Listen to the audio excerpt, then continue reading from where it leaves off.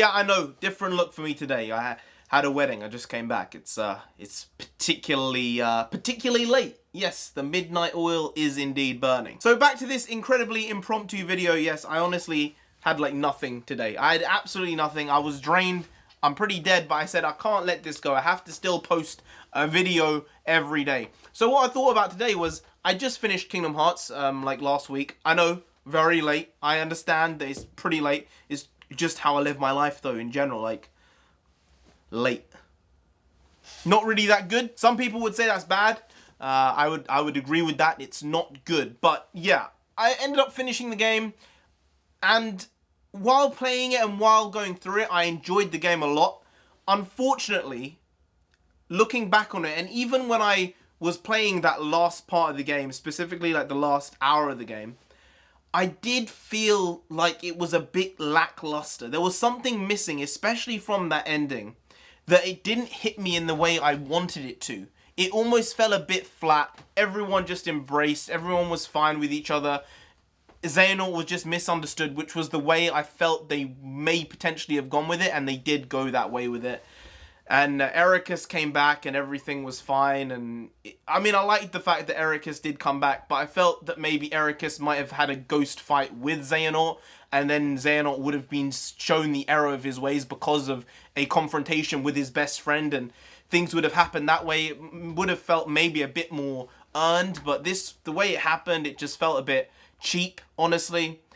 This is obviously in retrospect. When I was playing it, I was like, this is so cool.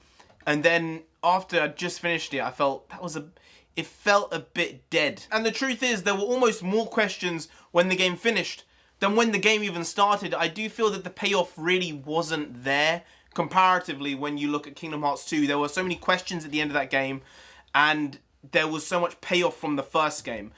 Comparatively to this, I would probably say that it's not the best Kingdom Hearts game. Gameplay-wise, it was incredible. I didn't like a lot of the flow mechanics in it. I didn't like a lot of the Disney attraction ride stuff in it. It felt a bit boring and really forced in a way. Especially because Sora basically lost all of his powers at the beginning of the game, and he goes to the first world and he's doing some magic that you've never seen him do before with some of the attraction ride moves he's doing. So it didn't really add up in that sense. I think they maybe should have built to that over the course of the game. Some of them were really, really useless. The carousel one was absolute dog shit. The pirate one was just a spam. You know, there was nothing to it. Some good things with the Keyblades, the variation you got to pick, and while I was watching other people's walkthroughs of things over the last couple of weeks, I found that a lot of people were using the same Keyblade I was using, basically, which was the Pirates of the Caribbean one, when you could, you know, change the mode of it. I think it probably was the best Keyblade overall. I mean, some people might disagree. I thought it probably had the most useful attributes overall, and when you leveled it up, it really did improve overall, and it helped you with the gameplay. I think that another thing that was wrong with the game, and I know this is good and bad things, there's no structure to this video, it's just me going off the bat. Something which was maybe not as good in this game was the ease of combat. It was almost too easy with the combat this time around. In Kingdom Hearts 2, you had to work a lot at it. There was a lot of blocking that was needed, even in Kingdom Hearts 1, and they really played on that in Kingdom Hearts 2. In this one, there was basically no blocking. There was no reflect, none of that stuff. And it almost felt like a lot of the stuff wasn't earned, but they sort of assumed, from the creative standpoint and from the game creation, they assumed it was earned because you've played all the other games. But from a consumer standpoint, I wanted to go through that again, and I think maybe they were a bit short in that regard. In terms of the worlds, some of them were great, some of them were bad. I didn't like the Frozen world at all.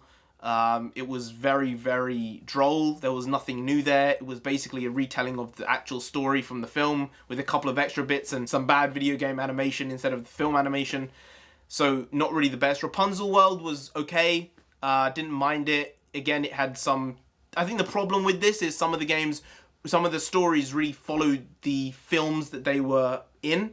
Whereas in Kingdom Hearts 2, they sort of fed into new stories. They weren't part of the original film story. So they created something completely brand new with it. In this one, in that regard, they played it really safe. The Hercules world was fun. I liked the expansiveness of it. It was very, very small and contained in Kingdom Hearts 2. I mean, when you went to the underworld and stuff, that was really cool. You didn't have that in this game, but instead you had a much vaster world overall. So I think that was one of my favorite worlds. In the Pirates world, the visuals were incredible, but unfortunately, I do feel that some of the mechanics were a bit shit. I think the underwater scenes were pretty well done, but I think they were overused. You know, I think maybe they should have cut back on that a little bit, as opposed to having to swim through these random places. It felt a bit rushed. It didn't really feel right. I think that the combat underwater was also a bit weird. You couldn't change keyblades underwater. I didn't understand why you couldn't do that. Big Hero 6, I didn't really enjoy the world at all. At that point,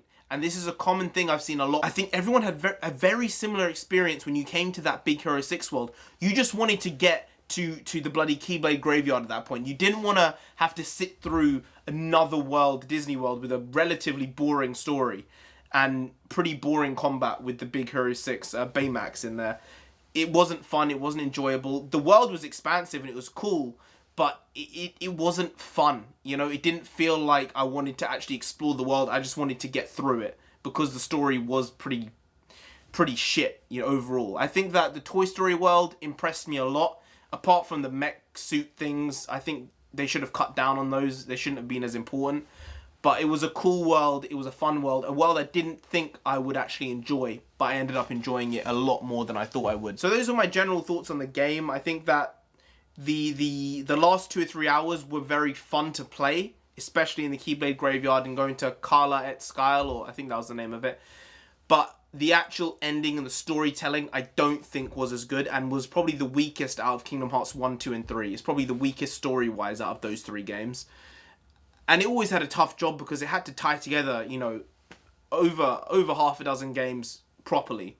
And they even had stuff from the bloody video, the mobile phone games that had to be tied in here as well. So I think they shot themselves in the foot with the amount they had to include in this game, and just to have all this payoff come at one moment, which was all in that last quarter of the game. It felt a bit shoddy. It felt a bit cheap and poor, especially because I wanted to actually play as Roxas a little bit. I wanted to play maybe as Xion, and I didn't get that opportunity, and I think it was a missed one. But hey, those final couple of fights were absolutely bonkers. I died a couple times in it, especially the one where we were just flying about all over the place. Obviously, this isn't a bash of the game. I think they did good and bad things in it. A bad thing, because, okay, a bad thing in it was the amount of cutscenes. I love the cutscenes. I think that they were visually incredible. Some of my favorite parts of this game were the cutscenes, but there were just maybe too many of them throughout the game. The loading screen times weren't too bad, but specifically the cutscenes, they really were very choppy sometimes. They weren't necessary occasionally, and I think maybe they should have reconsidered having so many of them throughout the game, because some of them were absolutely incredible, and some of them... This is more of a review than all the questions I have, because there are things which I'm just like, wait, what the hell happened here? What's happening for the future of Kingdom Hearts? Am I going to be 45 when Kingdom Hearts 4 comes out? Like, what is happening? Come on, Tetsuya Nomura, please, sumimasen, help us out. Wakarimasen is, I don't understand. I don't know. I'm not Japanese. I don't speak Japanese. I just know a couple of words, and I don't even know them apparently.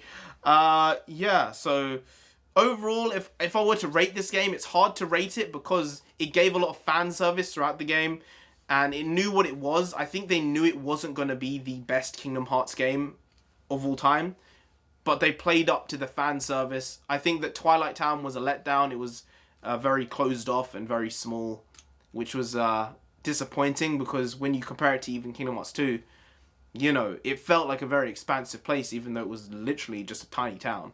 So I think that was a bit annoying. But overall, if I were to rate this game, which I don't think I should rate the game really, because there are so many things that were good about it, so many things that weren't good about it, I'd probably say it's like a 7 out of 10. Maybe a 6.5 to 7 out of 10. I enjoyed it.